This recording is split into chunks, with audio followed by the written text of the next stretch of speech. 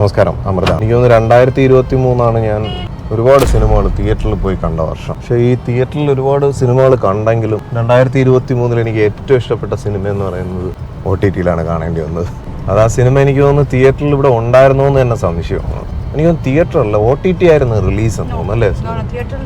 Theatre release കേരളത്തിൽ വന്നില്ല. 12th fail എന്ന് പറയുന്ന മൂവി എന്ത് സിനിമയാണ്.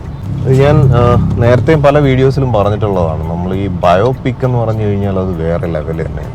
കാരണം ഒരാളുടെ ജീവിതത്തിൽ സംഭവിച്ച കാര്യങ്ങൾ അത് അവരുടെ അടുത്ത് നിന്ന് പോയി മനസ്സിലാക്കിയിട്ട് അതിനെ വിഷ്വലി ട്രീറ്റ് ചെയ്യുക എന്ന് പറഞ്ഞു കഴിഞ്ഞാൽ അതിനകത്ത് കൊണ്ടുവരുന്ന ഇമോഷൻസും അതാണ് അതിൻ്റെ ഏറ്റവും വലിയൊരു ജെന്യൂൻ എലിമെൻ്റ് എന്ന് പറയുന്നത്. എന്തായാലും ഈ സിനിമ തുടക്കം മുതൽ അവസാനം വരെ ഇതിനകത്ത് വിഷ്വൽ ട്രീറ്റ് എന്ന് പറയാവുന്നത് ഇതിൻ്റെ ഒരു എഡിറ്റിംഗ് ഉണ്ട്. എഡിറ്റിംഗ് എന്ന് പറഞ്ഞാൽ ഇതിൻ്റെ ഒരു കോർ പാർട്ട് ഇങ്ങനെ അത് ശരിക്കും സംഭവിച്ചുകൊണ്ടിരിക്കുകയാണ്.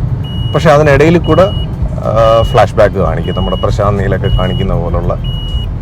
അത് ഭയങ്കര രസമാണ്. എന്ന് വെച്ചാൽ ഈ സിനിമയുടെ ഏറ്റവും നല്ല ഇമോഷണൽ, വളരെ ഒരു സെൻറ്റിമെൻ്റൽ പാർട്ടാണ് അങ്ങനെ എടുത്ത് കാണിക്കുന്നത്. അത് ഭയങ്കരമായിട്ട് നമ്മളെ ടച്ച് ചെയ്യുകയും ചെയ്യും.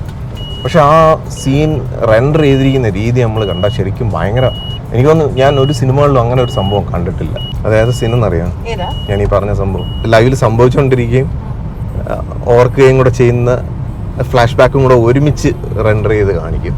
അവൻ്റെ അമ്മ മറ്റേ പൈസ എല്ലാം കൂടെ എടുത്ത് കൊടുത്ത ആ ഒരു സീനുണ്ടല്ലോ, കൊടുത്തതിന് ശേഷം തന്നെ പോണെങ്കിലും ആ സീൻ നമ്മൾ കണ്ടിട്ടില്ല. പക്ഷെ ആ സീനിന് നടന്നതിൻ്റെ കൂടെ അവൻ ചിന്തിച്ചാണ് ആ സാധനത്തിനെ നമുക്ക് കാണിച്ചു തരുന്നത് പ്രേക്ഷകർക്ക്. അത് ശ്രദ്ധിച്ച് കാണത്തില്ലെന്ന്. അത് നോൺ ലീനിയർ എഡിറ്റിംഗ് ആണ്. അതായത് ഒരു നടന്നുകൊണ്ടിരിക്കുന്ന സംഭവത്തിനിടയിൽ ഫ്ലാഷ് ബാക്കും കൂടെ അതിൽ മിക്സ് ചെയ്ത് കാണിക്കുന്ന ഒരു രീതി. നമ്മൾ കാണുന്നത് ആ ഫ്ലാഷ് ബാക്ക് അത് എടുക്കുന്നതും നമ്മൾ ആദ്യം കാണിക്കുന്നില്ല, ഇതിനിടയിലാണ് അത് കാണിക്കുന്നത്. അതായത് അവന് പൈസ എടുത്ത് കൊടുത്തതും കാര്യങ്ങളൊന്നും ആദ്യമേ ആ സീനിൽ കാണിക്കുന്നില്ല. പകരം അവൻ്റെ നിന്ന് മിസ്സായിട്ട് അവൻ്റെ ആ വിഷമം വരുന്ന സമയത്താണ് ഈ സാധനം കാണിക്കുന്നത്. അത് വല്ലാത്ത എഡിറ്റിംഗ് ആണ്. അത് ആരും അങ്ങനെ ട്രൈ ചെയ്യാറില്ല. അത്രയും പ്രിസൈസ് ആയിട്ട് ചെയ്തില്ല എന്നുണ്ടെങ്കിൽ ആ സാധനം കൈവിട്ട് പോവുകയും ചെയ്യും. അതിൻ്റെ ആ ഒരു ഇമോഷണൽ എലിമെന്റ് വർക്കൗട്ടും ആവത്തില്ല. അപ്പോൾ നല്ല സൂപ്പറായിട്ട് ചെയ്തിട്ടുണ്ട്. പിന്നെ ബയോപിക്കിനെ കുറിച്ച് നമുക്ക് വേറെ ഒന്നും പറയേണ്ടതില്ല, അത് സംഭവിച്ചൊരു കാര്യമാണ്. അപ്പോൾ അതുകൊണ്ട് തന്നെ അതിൻ്റെതായിട്ടുള്ള ജെന്യൂൻ എലിമെന്റ്സ്, ഞാൻ ആദ്യം പറഞ്ഞ പോലെ ജെന്യൂൻ എലിമെന്റ്സ് എല്ലാം ഇങ്ങനെ മിക്സ് ചെയ്ത് വരുമ്പോഴത്തേക്ക് അതൊരു വല്ലാത്ത ഫീൽ തന്നെയാണ്. ഞാൻ അന്നേ റിവ്യൂ ചെയ്യണമെന്ന് വിചാരിച്ചാണ്, പിന്നെ അങ്ങ് അതിൻ്റെ ഇടയിൽ വിട്ടുപോയി. അപ്പോൾ പെട്ടെന്ന് ഓർത്തപ്പോഴാണ് 2023 കണ്ട ഏറ്റവും നല്ല മൂവി. അതായത് 3 Idiotsന്റെ ഏറ്റവും വലിയ പെക്യുലാരിറ്റി എന്ന് പറഞ്ഞാൽ ഈ ത്രൂ ഔട്ട് ദ മൂവി ഒരു 12th ഫെയിൽ മൂവിയുടെ യഥാർത്ഥത്തിൽ എനിക്കൊരു ഹാങ് ഓവർ മൂവി ആയിട്ട് എനിക്ക് കാണാൻ പറ്റുള്ളൂ അതിന്. കാരണം ഈ വർഷത്തിന്റെ എല്ലാം എന്താ പറയുക, ഒരു ഡിസാസ്റ്റർ മൂവീസിനെ കവർ ചെയ്ത ഒരു മൂവിയാണ് 12th ഫെയിൽ. മനോജ് ശർമ്മ എന്ന് പറഞ്ഞൊരു വ്യക്തിയുടെ ലൈഫ് സ്റ്റോറിയാണ്. മനോജ് ശർമ്മ ഒരു ലോ ബാക്ക്ഗ്രൗണ്ടിൽ നിന്ന് വന്നൊരു പയ്യൻ 12th ഫെയിൽ ആയിരുന്നു. And how he pursued hard work and അതിൽ നിന്ന് എങ്ങനെയാണ് IPS ഓഫീസർ ആയത്, ആ സ്റ്റോറിയാണ് മൊത്തം നമുക്ക് കാണിക്കുന്നത്. അതിൻ്റെ ഇടയിൽ ഒരു അദ്ദേഹത്തിൻ്റെ ലൈഫ് പാർട്ട്ണറിനെ മുട്ടുന്നു. അതും കോച്ചിങ് സെൻറ്ററിൽ തന്നെ രണ്ടുപേരും ഒരുമിച്ച് PSC UPSCക്ക് വേണ്ടി പ്രിപ്പയർ ചെയ്തുകൊണ്ടിരിക്കുമ്പോൾ അവിടെ കണ്ടുമുട്ടിയ ഒരാളാണ്. പക്ഷേ ഈ സ്റ്റോറിയുടെ ഒരു പ്രത്യേകത, ഇതൊരു ബുക്കിൻ്റെ സ്റ്റോറി. ലൈക്ക് അനുരാഗ് പാഠക് എന്ന് പറഞ്ഞ മനോജ് ശർമ്മയുടെ തന്നെ ഒരു ഫ്രണ്ടാണ്. അദ്ദേഹം എഴുതിയ ബുക്കാണ് ഈ 12th ഫെയിൽ. ഇവർ 3 പേരും UPSCക്ക് പ്രിപ്പയർ ചെയ്തുകൊണ്ടിരിക്കുകയായിരുന്നു. പക്ഷേ ഈ മനോജ് ശർമ്മ എന്ന് പറഞ്ഞൊരു വ്യക്തിക്ക് എങ്ങനെ ഇത് നേടാൻ സാധിച്ചു, അതാണ് ഈ പടം മൊത്തം. എന്നിട്ട് ഈ ലൈഫിലെ ത്രൂ ഔട്ട് ദ ലൈഫ് ഇന്നും അദ്ദേഹത്തിൻ്റെ ഈ പടത്തിൻ്റെ, അതായത് ഈ മനോജ് ശർമ്മ വൈഫ് ശ്രദ്ധ, ഇവരെല്ലാവരും കൂടി ആണ് ഈ മൂവി പ്രൊമോട്ട് ചെയ്യാൻ പോകുമ്പോഴത്തേക്ക് ഈ ഫ്രണ്ടിനെ കൂടി കൂട്ടിയിട്ടാണ് പോണേ. കാരണം അദ്ദേഹത്തിൻ്റെ ബുക്കാണ് ഈ 12th ഫെയിൽ. അത് നമുക്ക് ഇപ്പോഴും അവൈലബിൾ ആണ്. മൂവി എന്ന് പറഞ്ഞാൽ ഒരു ഔട്ട്സ്റ്റാൻഡിങ് മൂവിയാണ്. വെച്ചാൽ ബോളിവുഡിൽ നമുക്ക് പറയാം ഒരു ആക്ഷനും റൊമാൻസും ന്യൂഡിറ്റി ഇല്ലാത്ത ഒരു പടം എങ്ങനെ സക്സസ് ആക്കാം, എങ്ങനെ അത് വിജയിപ്പിച്ചെടുക്കാമെന്നൊരു ഹാർഡ് കോർ എക്സാമ്പിളാണ് 12th ഫെയിൽ. അല്ല, ബയോപിക്കിൽ പൊതുവേ നമുക്ക് എന്തെങ്കിലും ഒരു എലിമെന്റ് കാണിക്കും, ഇത്തരത്തിലുള്ള എക്സ്ട്രാ മസാല കാണിക്കും. പക്ഷെ ഇതിൽ അങ്ങനെ ഒന്നിന്റെ ആവശ്യമില്ല.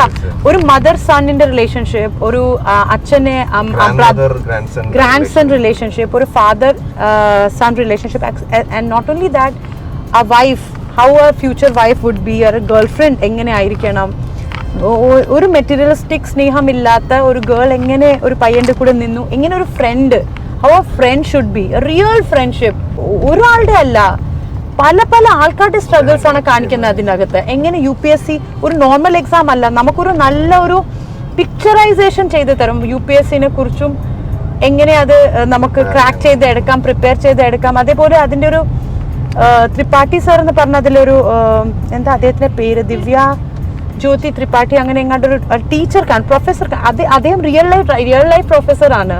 അദ്ദേഹം UPSC കുട്ടികളെ, അദ്ദേഹം ഒരു IAS ഓഫീസർ ആയിരുന്നു. പക്ഷേ അത് വിഡ്രോ ചെയ്തിട്ട് പുള്ളി കുട്ടികളെ, പാവപ്പെട്ട കുട്ടികളെയും അതേപോലെ IAS ആസ്പിറൻസിനെ പഠിപ്പിക്കുന്ന ഒരു റിയൽ ടൈം ടീച്ചറാണ്. അദ്ദേഹത്തിനെയും ഈ ഫിലിമിൽ ഇൻക്ലൂഡ് ചെയ്തിട്ടുണ്ട്. അപ്പോൾ എല്ലാം കൂടി ഒരു എക്സൈറ്റ്മെന്റ് ആണ് കേട്ടോ മൂവി കാണുന്ന. നല്ലൊരു കുട്ടികളെ, എസ്പെഷ്യലി 10th ബോർഡ്സ് ഒക്കെ എഴുതുന്ന കുട്ടികളെ ഈ മൂവി കാണിച്ചാൽ നല്ല ഇൻസ്പിറേഷണൽ ആയിരിക്കും. OTT കണ്ടതിന്റെ ഒരു പരിമിതിയാണ്. തിയേറ്ററിലായിരുന്നെങ്കിൽ കുറച്ചും കൂടെ ഭയങ്കര അതെങ്ങനെ മിസ്സായി പോയെന്ന് നമുക്കും അറിയില്ല. How we miss this movie. പക്ഷേ അതൊരു കാര്യമുണ്ട്, ഈ സിനിമ പബ്ലിക്കിന്റെ ഇടയിൽ അത്ര ചർച്ചയായില്ല. അതാണ് നമ്മുടെ ഒരു പബ്ലിക്കിന്റെ ആറ്റിറ്റ്യൂഡ്. ഒരു എക്സ്ട്രാordinary മൂവി. ഞാൻ സത്യം പറഞ്ഞാൽ എന്ന് പറയുന്ന മൂവി ഭയങ്കരമായിട്ട് ആളുകളുടെ ഇടയിൽ ചർച്ചാ വിഷയം. അതിന്റെ ഹാങ് ഓവർ മാറ്റാൻ ഏറ്റവും നല്ല മൂവിയാണ് 12th ഫെയിൽ. പക്ഷേ ആ സിനിമ, അങ്ങനെയുള്ള സിനിമകൾ ചർച്ചാ വിഷയമാകുകയും അങ്ങനെയുള്ള ഒരു ആക്ഷൻ സീക്വൻസും ഇല്ലാതെ ഒരു റിയൽ ടൈം റിയൽ ലൈഫ് ചിത്രീകരിച്ചു വെച്ചപ്പോഴത്തേക്ക് അത് അത്രത്തോളം ശ്രദ്ധിക്കപ്പെട്ടില്ല. അല്ല, അത് ഹിറ്റ് ആയത് ഓൺലി ത്രൂ ഓഡിയൻസ്. നമ്മുടെ പോലെ ആൾക്കാര് കണ്ടിട്ട് അത് പബ്ലിസിറ്റി. തിയേറ്ററിൽ, നമ്മുടെ കേരളത്തിലുള്ള തിയേറ്റേഴ്സ് കിട്ടിയിട്ടില്ല ഈ സിനിമയ്ക്ക്. കിട്ടിയാലും ഓടാൻ സാധ്യതയൊന്നുമില്ല ഇവിടെ. People are going behind the trend of violence. അതൊരു റെഡ് ഫ്ലാഗാ. അതൊരു റെഡ് ഫ്ലാഗാ. ആക്ച്വലി അത് പാടില്ല. നമുക്ക് ഒരു കാര്യം ഉറപ്പാ, ഈ movie with family without any hesitation, every age group can watch happily. ഏറ്റവും ഇഷ്ടപ്പെട്ടത് ആ ഒരു grandmother grandson relationship. അത് ഞാൻ ഈ ആദ്യം പറഞ്ഞ കണക്ക് തീൻ എഡിറ്റ് ചെയ്ത് വെച്ചിരിക്കുന്നത് ഇറ്റ്സ് റിയൽ മാജിക്. അതായത് ഒരു സിനിമ എന്ന് പറഞ്ഞാൽ അതിനകത്ത് ഉള്ള എഫേർട്ടും അതിന്റെ സ്റ്റോറി ലൈനിൽ ഇതിനകത്ത് ഒരു ജെന്യൂൻ എഫേർട്ടാണ്. കാരണം അത് ഒരാളുടെ ബയോപിക്കാണ്. അപ്പൊ അങ്ങനെയുള്ള ഒരു സാധനം അതിനകത്ത് മാക്സിമം നീതി പുലർത്തി അങ്ങനെ ഒരു കണ്ടന്റ് ഉണ്ടാക്കുമ്പോഴത്തേക്ക് ഒരു ഡിവൈൻ ബ്ലെസ്സിങ് എന്നുള്ള നിലയിൽ ഈ സിനിമ കുറച്ചും കൂടെ അവരുടെ എക്സ്പെക്ടേഷൻ ലെവലിന് അപ്പുറത്തേക്ക് ഈ സിനിമ ഉയർന്നിട്ടുണ്ടെന്നാണ് ഒരു വ്യൂവർ എന്നുള്ള നിലയിൽ എനിക്ക് എക്സ്പീരിയൻസ് ചെയ്തത്. മാത്രമല്ല ഇത് കാണാത്ത ആൾക്കാർ തീർച്ചയായും ഇത് കാണും. ഞങ്ങളിപ്പോൾ ചെയ്യാൻ ഇത്രയും ഡിലേഡ് ആയിട്ട് ഇത് റിവ്യൂ ചെയ്യുന്നതിന് കാര്യം ഇതൊന്ന് കമ്മ്യൂണിക്കേറ്റ് ചെയ്യാനാണ്. ഫാമിലി ആയിട്ട് കാണാൻ പറ്റുന്ന ഒരു നല്ല മൂവിയുണ്ട്. ഇത് എനിക്ക് തോന്നുന്നു നെറ്റ്ഫ്ലിക്സിലാണ്, അത് ആമസോണിലാണ് തോന്നുന്നു, ഡിസ്നി ഹോട്ട്സ്റ്റാറിൽ കിടപ്പുണ്ട്. മസ്റ്റായിട്ട് വാച്ച് ചെയ്യുക, കൊച്ചുങ്ങളെയൊക്കെ കാണിക്കുക. കാരണം അത്രയ്ക്കൊരു ഇൻസ്പയറിംഗ് ആയിട്ടുള്ള ഒരു മൂവിയാണ്. It's A must watch. Yes. അപ്പോൾ എന്തായാലും ഇനി കണ്ടിട്ട് എനിക്ക് ഇഷ്ടപ്പെടുന്ന ഒരു സിനിമയുടെ വിശേഷമായിട്ട് നമുക്ക് വീണ്ടും കാണാം. Thank you for watching and thank you for supporting.